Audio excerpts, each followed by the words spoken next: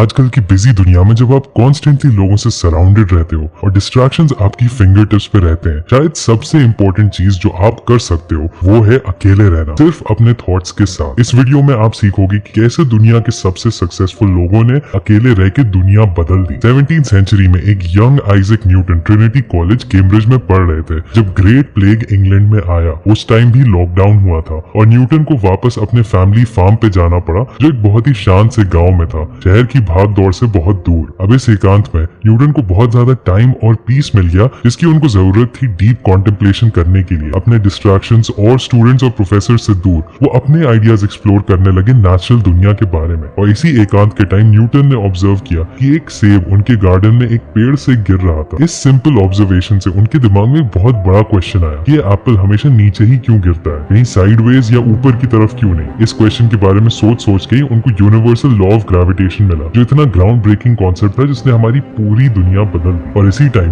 Newton ने foundations of calculus भी बनाया और एडवांस स्टडी करी लाइट और ऑप्टिक्स की। उनकी थ्योरीज जो उन्होंने इसी एकांत में बनाई थी वो मॉडर्न फिजिक्स का बेसिक हिस्सा बन गया। न्यूटन के लिए ये सॉलिट्यूड का टाइम एक बहुत इंटेंस पीरियड था सेल्फ डिस्कवरी का। वो सिर्फ नए साइंटिफिक प्रिंसिपल्स ही नहीं डिस्कवर कर रहे थे, वो अपना यूनिक तरीका सोचने का डिस्कवर कर रहे थे। उन्होंने सीखा कि अपने ऑब्जर्वेशंस और आइडियाज को कैसे ट्रस्ट करना है और उन्होंने उस टाइम की एक्सेप्टेड थ्योरीज को इग्नोर करना सीखा। इसी एकांत में दुनिया के एक्सपेक्टेशंस और शोर से दूर न्यूटन को स्पेस मिली हिस्ट्री का one of the greatest scientist बनने की। तो लेसन ये है कि सॉलिट्यूड से आपको जगह मिलती है सोचने की। 1992 में एक यंग लड़का था क्रिस मैककैंडलेस जो एक ऐसी जर्नी पे गया जिसके बारे में हम आज तक सुनते हैं। क्रिस एक बहुत ही ब्राइट और प्रॉमिसिंग स्टूडेंट था, लेकिन उसने अपनी फैमिली और फ्रेंड्स को शॉक कर दिया जब उसने $24,000 अपनी सेविंग्स के चैरिटी को दे दिया, अपनी कार अबैंडन कर दी और अलास्का के जंगलों में चला गया। उसे एक ऐसी लाइफ चाहिए थी जिसमें मटेरियल पोजेशंस, सोसाइटी की एक्सपेक्टेशन या कांस्टेंट सिविलाइजेशन का शोर नहीं हो। वो चाहता था एकांत में रहना, अपने थॉट्स को सुनना और अपने डीपेस्ट डिजायर्स को समझना। अलास्का के इन्हीं जंगलों में क्रिस को वो सॉलिट्यूड मिल गया जो उसको चाहिए था। वो एक अबैंडन बस में रहता था, इसको उसने नाम दिया था द मैजिक बस। यहाँ पे वो अपने थॉट्स, अपने सपनों और नेचर की ब्यूटी के साथ अकेले रहता था। वो शिकार करके खाना खाता था, बुक्स पढ़ता था और अपने जर्नल में लिखता रहता था अपने थॉट्स और एक्सपीरियंसेस के बारे में। इसी एकांत में क्रिस को एक बहुत ही तगड़ा कनेक्शन फील होने लगा नेचुरल दुनिया से, एक ऐसा कनेक्शन जो उसने शहर में कभी एक्सपीरियंस नहीं किया था। उसने अपनी खुद की स्ट्रेंथ डिस्कवर करी। उसको ये समझ में आया कि उसके अंदर एक सर्वाइव करने की बहुत गहरी चाह थी और उसको ये पता चला कि वो बहुत कम के साथ भी जिंदा रह सकता है। उसको सिंपल चीजों में मजा आने लगा, कम चीजों के साथ रहना उसको पसंद आने लगा और उसको फ्रीडम महसूस होने लगा। लेकिन सबसे इम्पोर्टेंट चीज थी कि क्रिस ने अपने आप को डिस्कवर किया। सोसाइटल प्रेशर से दूर वो अपनी आइडेंटिटी, अपनी वैल्यू और अपने पैशंस को जान पाया। वो अपने अंदर की आवाज को सुन पाया और अपने दिल को फॉलो कर पाया। उसने लिखा था, I've had a happy life and thank the Lord. Goodbye and may God bless all.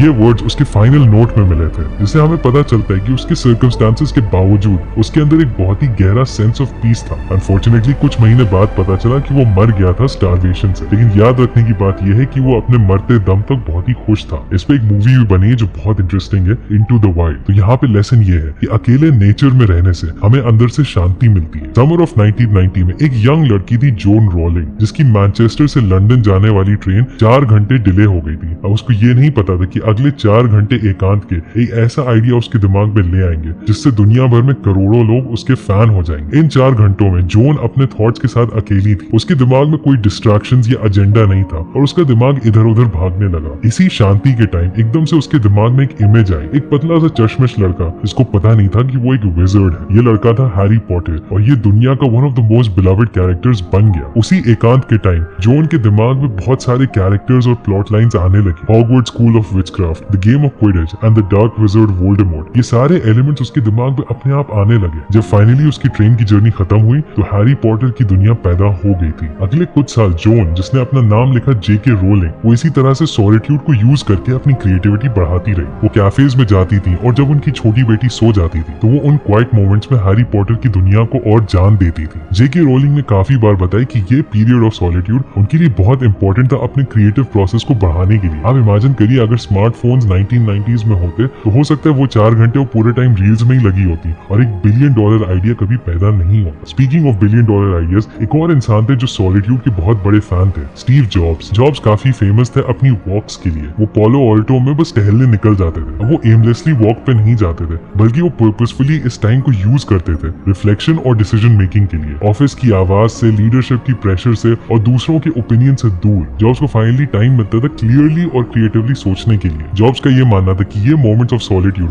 उनकी इनोवेटिव थिंकिंग के लिए बहुत इंपॉर्टेंट है। उन्होंने एक बार कहा था, don't let the noise of others opinions drown out your inner voice. Steve jobs के लिए सॉलिट्यूड ही एक ऐसा टूल था जिससे वो अपनी अंदर की आवाज सुन पाते थे और ऐसे डिसीजंस ले पाते जो उनके विजन और वैल्यू से अलाइन होते थे। तो यहाँ हमारा लेसन ये है कि अकेले रहने से आपके अंदर अनएक्सपेक्टेड आइडियाज आ जाते हैं। मिड 19th सेंचुरी में हेनरी डेविड थोरो, जो एक फेमस राइटर, फिलोसोफर और नेचुरलिस्ट थे, उन्होंने डिसाइड किया कि वो सोसाइटी कंफर्ट को छोड़ के अकेले एक कैबिन में रहने जाएंगे। 2 साल वो नेचर के बीच में अपने इस कैबिन में रहे और उन्होंने अपना सबसे इम्पोर्टेंट वर्क वर्ल्डन लिखा, जिसपे उन्होंने अपनी फिलोसफी शेयर करी सिविल डिसोबीडियंस और मटेरियलिस्टिक सोसाइटी पे। थोरो का ये डिसीजन 2 साल केबिन में रहना एस्केप करने के लिए नहीं था, बल्कि वो एक डिलिबरेट चॉइस थी, क्योंकि वो जिंदगी को और गहराई से समझना चाहते थे। वो चाहते थे कि वो हर पल को खुल के जी पाए और लाइफ की सबसे इंपॉर्टेंट चीजों पे फोकस कर पाए। इसी क्वाइट सॉलिट्यूड में थोरो ने फाइनली रिफ्लेक्ट किया सोसाइटी, नेचर और अपने खुद के थॉट्स पे। उन्होंने ऑब्जर्व किया बदलते हुए सीजन्स को, जानवरों के बिहेवियर को और अपने आसपास पेड़ पौधों को। उन्होंने बुक्स पढ़ी, उन्होंने लिखा और उन्होंने जिंदगी के बड़े क्वेश्चंस के बारे में सोचा। वो एक सिंपल लाइफ जीते थे, वो अपना खुद का खाना उगाते थे और अपना खुद का फर्नीचर भी बनाते थे। अब इस पीरियड में उनको बहुत ही ब्राइट आइडियाज आने लगे। उनको दिखने लगा कि सोसाइटी कैसे हमें ट्रैप करती है, बस पैसे के पीछे भागो, बस एक दूसरे से शो ऑफ करो, हमेशा जो सोसाइटी कह रही वही करो। और उनको ये डिस्ट्रैक्शन लगने लगा ट्रू एसेंस ऑफ लाइफ से। उन्होंने लिखा, the mass of main lead lives of quite desperation. इसी टाइम उन्होंने अपनी फिलोसफी ऑफ सिविल डिसोबीडियंस के बारे में भी लिखा था। उनका ये मानना था कि हर इंसान की एक ड्यूटी होती है गवर्नमेंट के लगाए हुए बुरे लॉज को हटाने की, और वो ये मानते थे कि असली चेंज तभी आ सकता है जब हर एक इंसान इंडिविजुअल एक्शन ले। यही फिलोसफी ने बाद में मार्टिन लूथर किंग और महात्मा गांधी को भी इन्फ्लुएंस किया था। तो हेनरी डेविड थोरो ने हमें ये लेसन दिया कि अकेले रहने से हमें सोसाइटी में क्या गलत है ये भी पता चलता है। इसके अलावा अकेले रहने से हम और अलग भी सोच पाते हैं। अल्बर्ट आइंस्टाइन को सब जानते हैं कि वो एक ब्रिलियंट फिजिसिस्ट थे, लेकिन आपको पता होना चाहिए कि वो अपने दिमाग के भी एक बहुत बड़े मास्टर थे। उनकी सबसे इंटरेस्टिंग हैबिट थी कि वो बैठ के गहराई से अपने थॉट्स के अंदर चले जाते थे, अपने दिमाग के अंदर खो जाते थे और वो थॉट एक्सपेरिमेंट्स रन करते थे। ये कुछ ऐसी मेंटल एक्सरसाइजेस होती थी जिसमें वो अपनी साइंटिफिक थ्योरीज के साथ दिमाग में ही खेलते थे और नए नए आइडियाज पैदा करते थे। फॉर एग्जाम्पल, एक बार उन्होंने इमेजिन किया कि वो एक लाइट बीम के पीछे दौड़ रहे हैं और इस थॉट एक्सपेरिमेंट से ही उन्हें आइडियाज आए, जिससे उन्होंने स्पेशल थ्योरी ऑफ रिलेटिविटी बनाई। तो ये थॉट एक्सपेरिमेंट्स डे ड्रीम्स नहीं थे जहां वो किसी भी चीज के बारे में सोच ले, बल्कि ये बहुत ही तगड़ी मेंटल एक्सरसाइज होती थी, जिससे Einstein boundaries of known physics को एक्सप्लोर करते थे। इसमें बहुत कंसंट्रेशन चाहिए होता था और इसीलिए वो इसको अकेले करते थे। आइंस्टाइन ने ये भी कहा था, I think and think for months and years, 99 times the conclusion is false, the 100th time I am right. Einstein की ये हैबिट थॉट एक्सपेरिमेंट्स रन करने की हमें ये बताती है कि सॉलिट्यूड क्यों इतना इंपॉर्टेंट है, क्योंकि जब हम अकेले बैठ के गहराई से सोच पाते हैं तो हम डीप थॉट में रहते हैं और हम ज्यादा क्रिएटिव बन जाते हैं। एक और फेमस साइंटिस्ट थे जो अकेले बैठ के विजुअलाइज करते थे, उनका नाम था निकोला टेस्ला। टेस्ला 1856 में क्रोएशिया में पैदा हुए थे और वो बहुत ही यंग एज से डे ड्रीमर थे।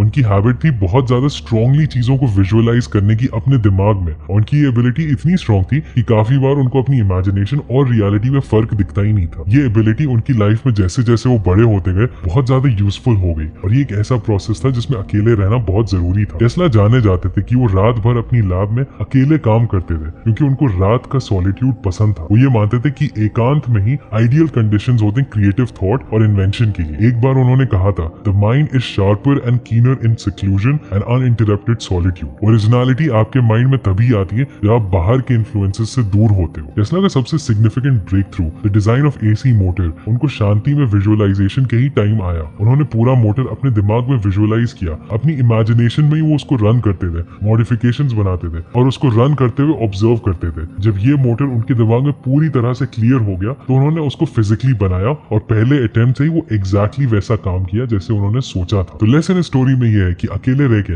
आपकी इमेजिनेशन और क्रिएटिविटी अनलॉक होगी, जिससे आप अपनी लाइफ में बहुत बड़ा ब्रेक थ्रू ला सकते हो। लेकिन अकेले रहना यूजफुल नहीं है अगर आपका दिमाग हमेशा दौड़ता रहे। और इसके